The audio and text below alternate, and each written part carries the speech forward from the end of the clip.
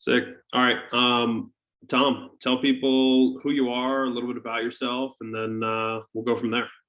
Cool. Yeah, I guess Tom Wallisch, professional free skier, originally from Pittsburgh, Pennsylvania, and now currently living out here in Park City, Utah. I guess I'm just a guy that likes to ski, makes ski movies, and has done some X Games and other events in the past, but just a guy that really likes skiing and still trying to be as much a part of the sport as I can.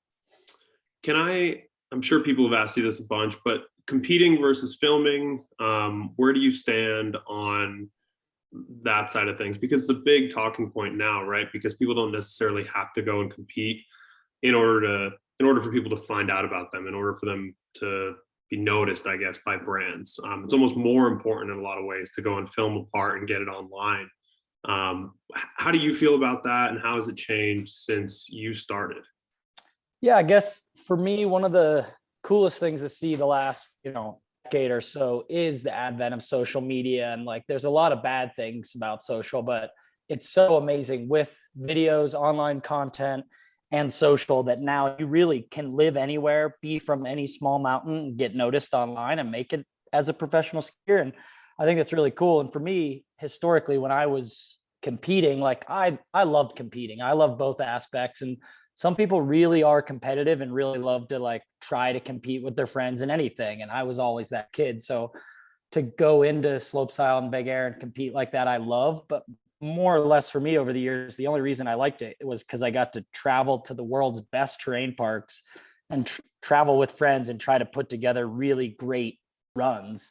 It was always about putting together a great run that, like, even if it didn't win, if the run was what I wanted and what I was proud of, that was great. And that to me is what video creation has always been and will always be. It's always about making skiing look the best to you in some sort of compilation format. So like, even when I was competing, for me, it was almost filming. Like I was trying to put together a beautiful run that even if it didn't win the day in the judges' eyes, at least everybody else that watches my skiing would be stoked on it. So really content creation and filming has always been my pure passion. I'm just competitive enough of a guy that I had to, for a few years, I had to go out there and try to whoop everyone. Yeah. Yeah, it's kind of crazy to see. And like the competition scene has almost grown to the point now where people aren't even understanding it as much as they were before. Like, I mean, the amount of spins even that people are doing is just, Oh yeah. it's almost incomprehensible to the average viewer. Do you think Yeah. that's going to be a problem going forward? Like, are people, and every time I ask this question, I'm like, okay, I shouldn't even be phrasing it like it's a problem, right? Because people are just too good, and like the average human is probably just not educated enough. But like, so it's not the athlete's fault. But what do you think about the competition scene going forward? Yeah, I mean, it is like that. It is hard to watch these events, and almost things are happening so quick and such big rotations that you're like, I don't even know what that was. Was that a 18, a 14? And there's so much talent that, like, I think for your average everyday person, it's still really exciting to watch an event, see somebody try a trick for the first time, even if you don't know that an 1800's more than a 1400. Like, you can tell when somebody does something death defying or lands a new trick, and the excitement, like, for a viewer, it's still really fun to watch the sport you know, everybody compete and for people to progress. But at the same time, for like your average ski fan, it's probably more exciting to watch a perfectly done video of the perfect follow cam of a cork Mm, nine, because yeah, you can picture doing that. You can learn from that video. You can learn a little bit of an arm movement or a technique, and you can appreciate the beauty of it. And I think forever people are going to appreciate the smaller, more aesthetically pleasing tricks. But like, for me, I love seeing kids chuck. Like, I love going to these events to commentate and trying to keep up with like what they're working on, where it's going. And it will get more and more unattainable, but like, it shouldn't be easy to make it to the Olympics and win an Olympic medal. It should be insane. It should be hard. You should have to do things that are out of this world. And I think that's okay. Like, you shouldn't be able to win the Olympics with a cork nine. I'd still be competing if you could. It's cool that you have to train all year. You got to put all your effort into it. I think that's fascinating, and it's fun for me to watch for sure. I don't want to do it. One of the things I wanted to talk to you about the most was the commentating aspect of it. Yeah. What made you decide to want to do that? And also your take on it and the way that you're doing it, like while skiing, is insane too. Like, talk to me a little bit about that and what that feeling is like, because talking and trying to keep your composure while skiing at any level is difficult. Never mind like being on course, lights on you, mic'd up. Like, so what is that like? And how do you get your brain ready to like actually start doing that? Yeah, we'll start with that for sure. The year at X Games when they mic'd me up and let me ski down the course and commentate was like pretty insane. Obviously, it's like I mean, just the talking seems like it would be a lot to do while skiing. But more than anything, I had this massive like lav mic set up and this massive like radio, and like I was heavy. Like if I fell, like I was like, I'm gonna break a rib or puncture a lung on one of these like audio equipments in my jacket. But it's funny. I mean, for me, it was probably 4 or 5 years since I had been in a competition like that in front of like 20,000 people, live TV cameras. And it was exhilarating again. It was awesome to be back like in the start gate and just like a part of that environment. Cause it's something that like I did for so many years. It was like, I had missed it. It was really fun to like throw down in front of a crowd. And for me, like talking is easy. Like I don't mind just chatting skiing, and as long as we're talking skiing and sports, like the sport like that I know so well, I could be doing any trick or anything and still just feel like I could be talking about it because it's just like second nature.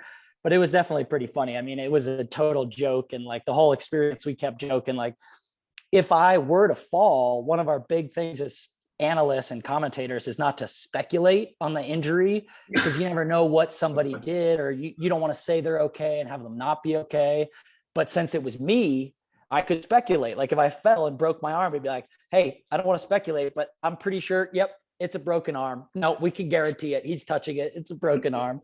But I mean, we just had a lot of jokes and a lot of fun about it. And I'm really grateful that ESPN and X Games has given me that opportunity. Really, it just came about because I said I'd be interested in doing it. They were looking for fresh talent to be on the mic. And I've always talked about when I was done competing, how much I would love to do some of that stuff, the color commentary, because it really is, it's fun. And I think I saw enough of the numbers and rotations getting said wrong by other people. And I was like, as soon as I can do it and I have enough free time to do that, I would like to do it so that no one fucks up the numbers anymore. And I still to this day probably get a couple wrong because it's so hard, but I'm honored to be in the booth and to be talking skiing for the mainstream audience. It's pretty cool. Yeah, that's such a good option for people, I think. Like if they're able to talk and they're able to kind of, analyze the situation, that color commentary option for people going forward, like after skiing, Oh yeah, would be a really great. I mean, even in things like the Freeride World Tour, like those athletes have an opportunity to go out there and chat basically about the thing that they just did for the past however many years. I think that's really cool. And I think it's cool that you're doing it now, like still in peak career. Like I think that's really rad, dude. sick. And it's cool. I mean, with Olympics and Freeride World Tour and these bigger broadcasts around the world, like you almost need a Swiss guy, a Norwegian Totally. guy or girl. It doesn't have to be a guy, I guess. But you need like, a nationality to speak the languages and to spread these sports to languages all around the world. So hopefully there's more and more people that get, a little fun, little side gig out of the sport, which is awesome.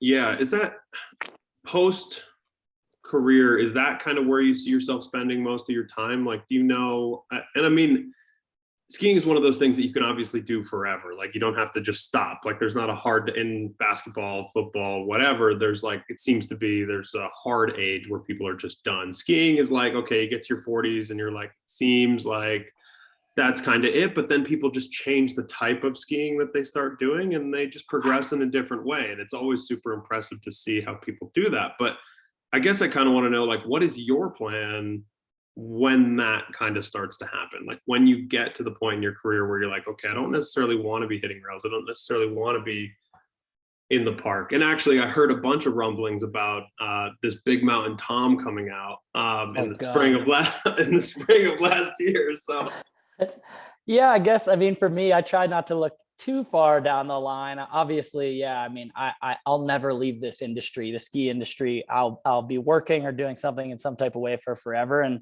for me, the commentary stuff is definitely the side gig. It's really fun, but I'm still trying, yeah, enough to film and ski. And I'd love to transition more and more from the park, from the rails to more big mountain, more backcountry stuff, and really still like attack there. Cause I feel like you can do that for years and years to come, almost till you're 40 or so, exploring and telling stories and being fun and interesting and showcasing film in the backcountry like that. So I'd love to do more of that. We were joking all spring because I come from Pennsylvania. I'm definitely not a big mountain kid, but just getting more and more into this backcountry terrain, I've taken on this hilarious joke persona of Big Mountain Tom, where I'm literally incapable of not backslapping a cliff landing or something. It's really just a joke. But no, for me, I'd love to commentate for a few more years. And then at some point, I think there should be somebody else, another kid that retires from slopestyle or half pipe that wants to take over. I don't want to do it for forever. I think eventually I'll know the tricks, but like I won't have done an 1800. I'd love for somebody to commentate that's done a triple cork 1800. Like that would be cool to get that perspective, or whatever it is. Somebody younger and more freshly retired from the scene or will be done competing. And it's just one of those things. I think it's a passing of the torch, and it should continue to evolve with whoever is closest to the sport. And for now, I feel incredibly close to it, but like 5 years from now, I might not. And I don't know. I'm just kind of seeing how it goes. I'm so comfortable with where things are, and there's still so much happening that like things are good. But yeah, I mean, I'm never going to leave this sport. I'll always find a job or a thing to do or something within free ski. Yeah.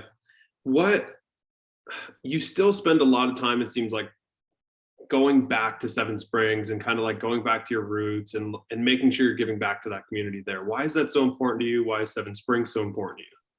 I mean, the East Coast in general, and learning to ski there and coming from a small hill is just so cool. And I have so much respect for everybody that grows up out there. And for me, it's really just how much money and time that resort has started to put into free ski snowboard. Like this last like 5 to 10 years, they spend so much money investing in everything from Snowboard Super Park to my Steel City Showdown event. And they continue to support the grassroots free ski and snowboard stuff so much that like, I love it. And I love going back for that case. I mean, out West, you have all these resorts owned by major Icon and Epic and all these big passes and these resorts that like build great parks, but there's no character, there's no love for the grassroots and for the kids that do it. And then you go back there and you see such a drive, such a passion that I just love going back. I still have family back east, and there's still so many friends of mine that I grew up with in Pennsylvania that it's just like,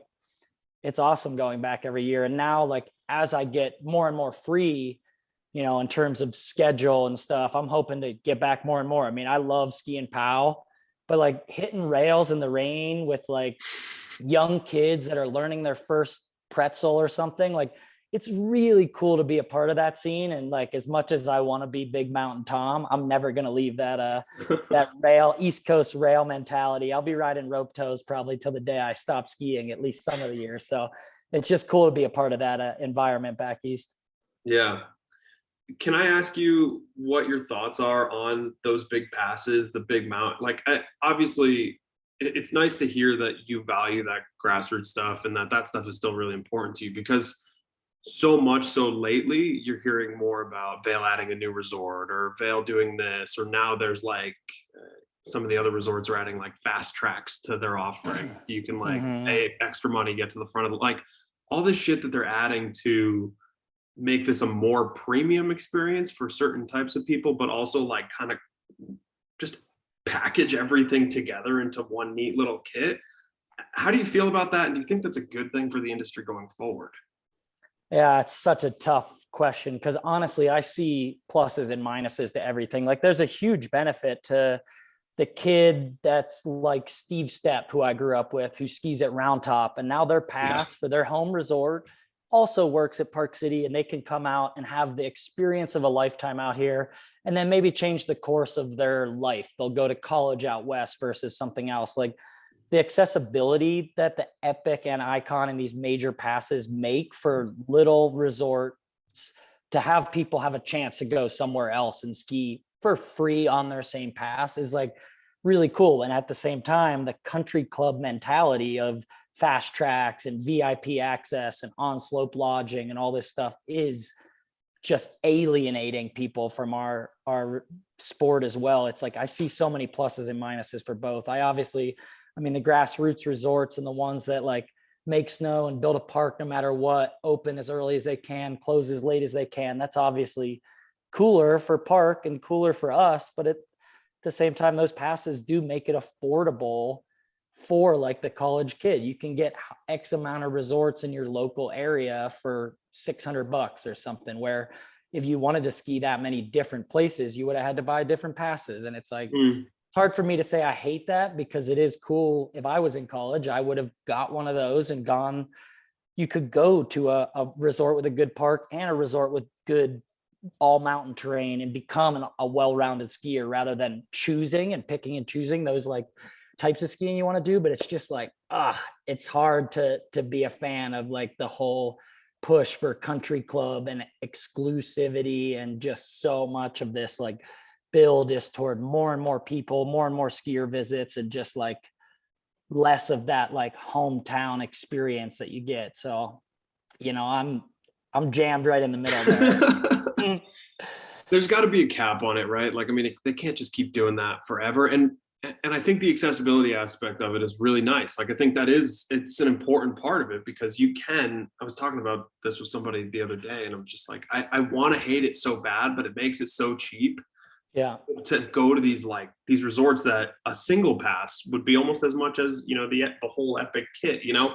So I don't have that much of a problem with that part of it. What I don't love is like they take it over, and this is a Vail specific issue. I feel like they take it over, and then it kind of becomes this like, it's just a cookie cutter option for another package product, which again, it's a big company. It's hard to be like, okay, is that really a bad thing? They've been successful doing what they do, but then you kind of take a lot of the soul, a lot of the locals out, and you remove them from the picture almost. And that part sucks. Yeah, that's the biggest issue, is when that sort of a corporation moves in. And we saw it here in Park City. It's like the hometown local coffee roasters that was in the village no longer is there. It's a Starbucks now. And like things like that are massive hits to a ski community that's like, you know, people that maybe have lived here for decades and generations. And it's like things like that are horrible. And I hate that for a community, whatever ski mountain, whatever town you're in, whenever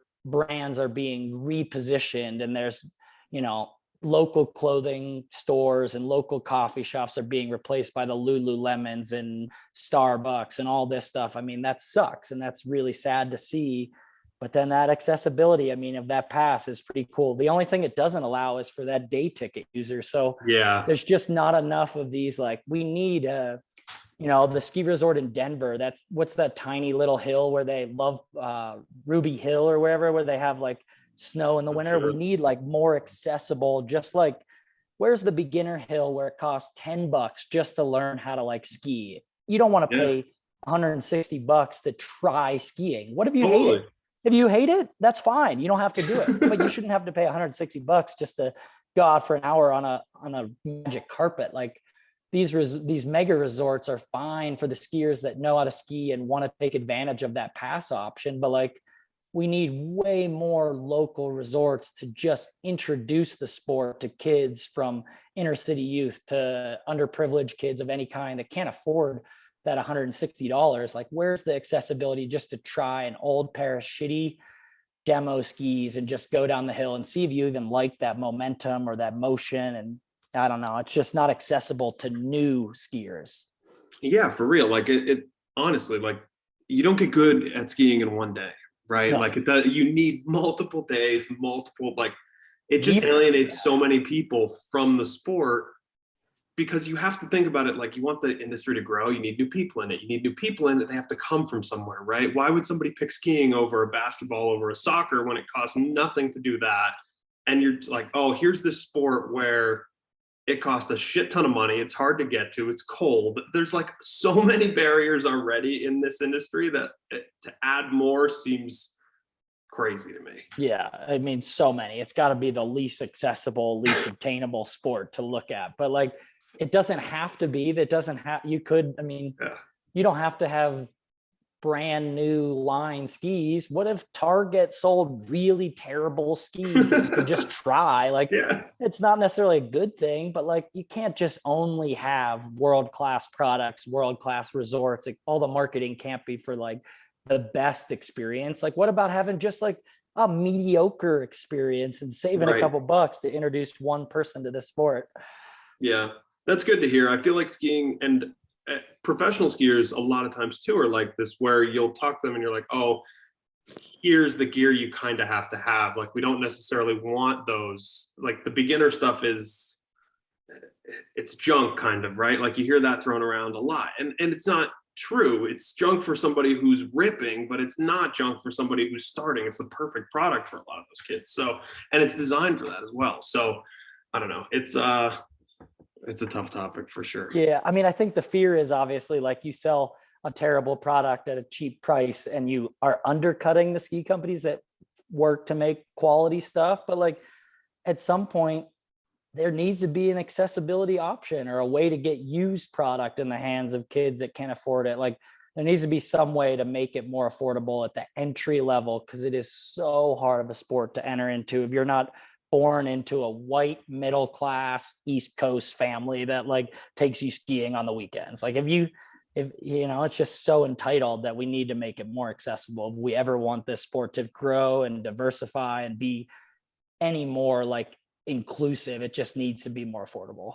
Yeah, a lot of those small hills are starting to deteriorate a bit too, and you're seeing it year by year where like the past products are getting weaker and the price goes up slightly while everybody else's past product goes down. Like, we used to have Blandford ski area in my hill, and it used to be like 50% of the hill, like it was 600 vert or something like that, but 50% of the hill was a terrain park, right? Like, and it was actually sick. Like, it was a blast to go hang out at, and there were some great events. There was rail jams almost every month, basically from October through the spring, and that kind of stuff is starting to dwindle down a little bit. I think because it's just harder and harder to do, and there's less money going into those types of things. And that's why it's cool to hear that Seven Springs is still supporting things like your events and like, just, I don't know, putting money into those grassroots campaigns. Yeah, I mean, they pulled out the red carpet for my event, and then even still every year this year, I'm like, to this year, I'm like, you guys are still building a 22-foot half pipe. Like, you know how hard that is? They're the only resort east of the Mississippi doing it, because it's insane. It's so hard on the East Coast where there's like such fluctuating weather, and it takes so much snow, so much skill to cut, carve, and create. I'm just like, every year they build it, I'm like, you guys are, it's so cool that it might only be open for 3 or 4 weeks this year, but you are dead set on being a resort that supports every aspect of park, which includes half pipe. Like, I don't go down it all the time, but I love that they're like, you know what? We don't care what it costs. We're going to make snow. We're going to make a super pipe, because that's what a resort should do. That should exist. There should be a chance for an East Coast kid to learn how to ride a super pipe and make it somewhere with it. It's like, they're just dead set on like pushing, free ski snowboard to just go for it. All right. So one of the things I wanted to ask you about as well was the Full Tilt news that came out recently. I didn't tell you I was going to talk to you about this at all, and I don't know how much you can say. So I won't ask like 2 direct questions, I guess, but I just want to know what do you think about it? I mean, we all know now the press release went out, I believe it was last Monday. It's Full Tilt's final year. I mean, you've been with them for forever. How does that make you feel? And have they talked to you at all for a plan going forward? Yeah, so we've been in discussions, and I've known the news for a little while here and been updated on kind of what's happening. And for me, obviously, like, Full Tilt as a brand is something that like I know and love and have been a part of for 15 years, been a part of the creation of 13 plus different pro model boots. So it's, hearing that news the first time was really sad. And I'm sad to see that logo, that branding, that brand image, and iconic feel to the brand go away. To be like on the other side of it, as much as I'm sad to see it go, I know from my discussions with them that the boots will continue to exist. They're continuing to make the molds and the models that I love under just a different logo and a different brand, and continuing to work with me and all the other athletes to continue to design pro models and different, changing things up and creating new and better things for the athletes. And it was always owned by K2 and Right. their parent corp. It's always existed in this way. It's just really sad to see the iconic FT logo and the full tilt brand and that sort of like story of being remolded from the Reichley shells and brought to Park and Pipe to, to the huge brand it was. So I'm really sad to see it go. But my only hope is that because of this, any of the adults or Midwest moms out there that were afraid to put full tilts on their feet because of the Park sort of marketing will grab a pair of K2 and find a new and refreshed love of skiing because they found a pair of boots that are comfortable finally.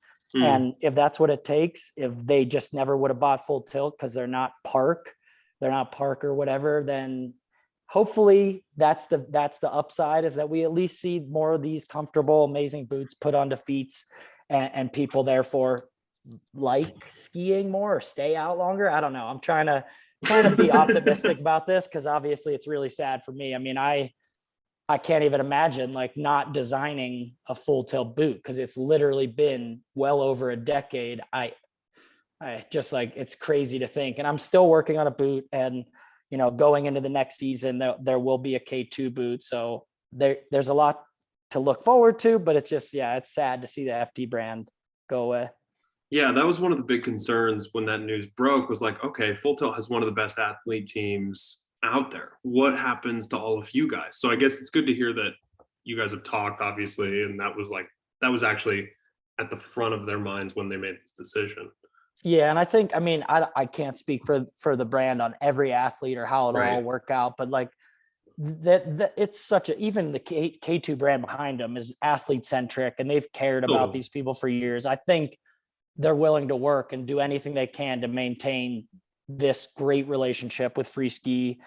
And as well, the only other positive I see is that this frees up, and from my talks with the folks at Line, is it frees up them a little bit more to focus on the brand of Line and work on creating better skis and more cool products for us. So I'm just hoping it allows us to do cooler things in different ways, and just I think it'll be all right in the end. It's just sad news to see that logo dying out. Yeah, it feels like one of the cool kids is kind of left in your life. It's like one of the good cool kids. Like you're like, that dude was a good dude, and like he left is what it feels like.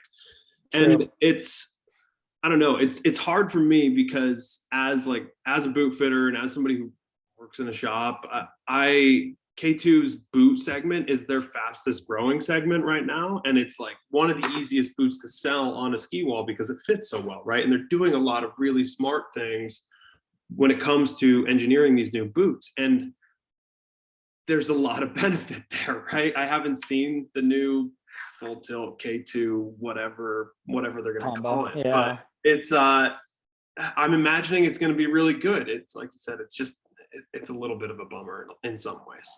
Yeah. Good Company has a new film coming out that is going to drop this month. On the Instagram, it just keeps saying soon. It never actually gives a October 25th. Sorry, we were finalizing some music, but it looks to be October 25th. I can say it now. Okay, cool. What did you like filming? Like, how was the filming process for its Fresh Squeeze is what it's called? Yep.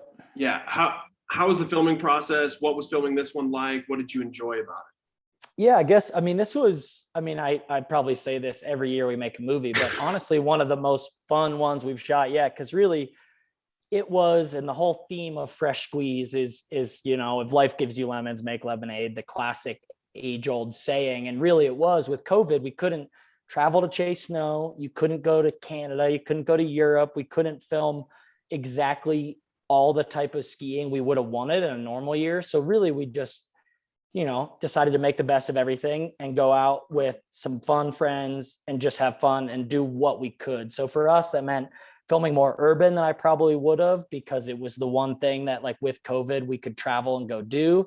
And then even in the backcountry, we weren't able to ski or get on terrain that I would have liked to, because it was an insanely dangerous year in Utah. So a lot of the footage is urban. It's, inbounds or side country POW on relatively safe terrain, and a lot of like smaller jumps and things that we felt comfortable doing. So really it was just making the best of anything. And because of that, it was like low stress, like no, like crazy, we got to get this, I can't believe we're going on this trip. We weren't traveling like crazy. It was more like just a solid group of friends. And for me, being back hitting a lot of street was really fun. Like I mean, to this day, even at 34, like I love it. It's so fun chasing around a city, looking for a new rail and a new shape, a new feature that looks this way or that way. And I had so much fun with LJ and Tucker Fitzsimons that it was a great year of like just good vibes, hitting urban, filming some backcountry, and all of it came together for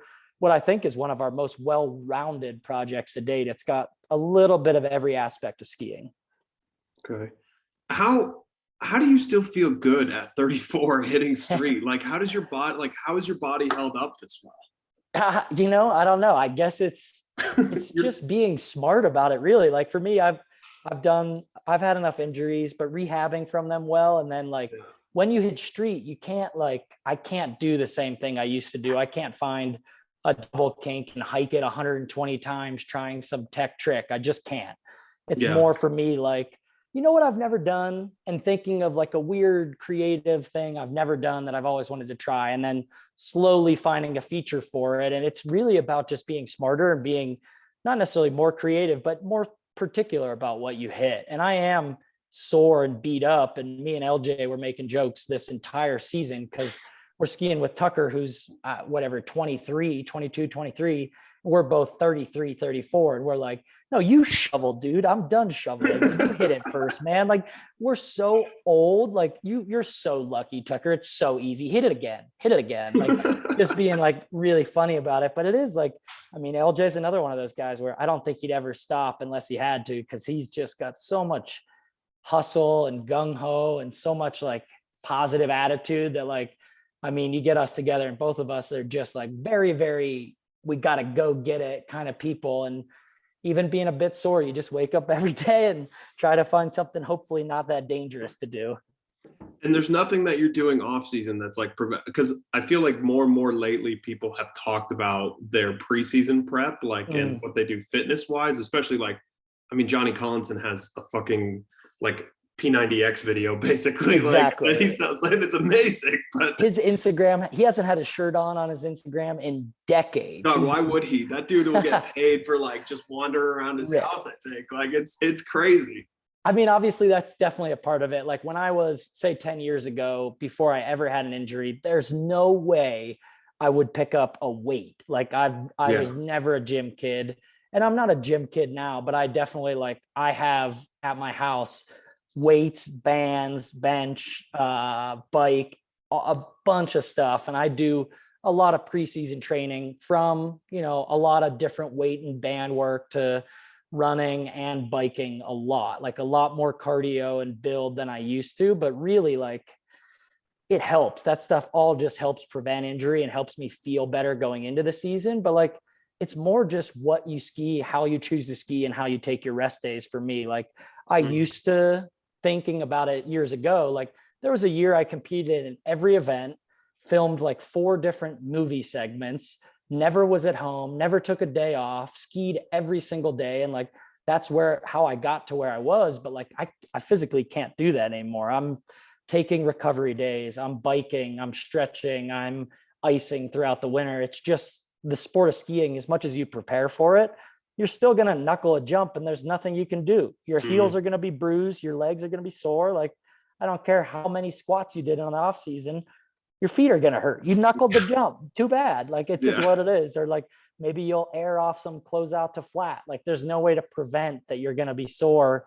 So for me, it's just about being smart about when I do and don't send it, and kind of like that's the day I help somebody else get a shot, or I don't go skiing, or I just cruise the resort with my wife or something. Like, it's just about being smart. And that's, I think, what's helped me kind of keep it going throughout these years.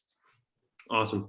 Tom, thank you for your time. I appreciate it. Where can people find you on social media, obviously? And then one more fresh squeeze, the date that thing's going to release online. Yeah, of course. I mean, yeah, at T Wallisch on all social media. Somehow I got coerced into joining TikTok recently. I'm upset about that. I wish I was off of it, but yeah, I'm even on TikTok now. And then, yeah, super proud. Fresh Squeeze by Good Company Ski coming out on October 25th. We're going to be premiering it on YouTube. So we're going to do a live premiere. I'm going to do Q&A, hangout. It's going to be just fun, and it's all for free. It's all we're doing nowadays is trying to make good content, give it away to the kids for free, and get people stoked on skiing. So I'm stoked to release it, see what people think, and excited for another good year, and hope to see a lot of you listeners out there. Please come say what's up if you ever stumble across me at the ski hill. Awesome. Thanks, buddy. Yeah, no problem.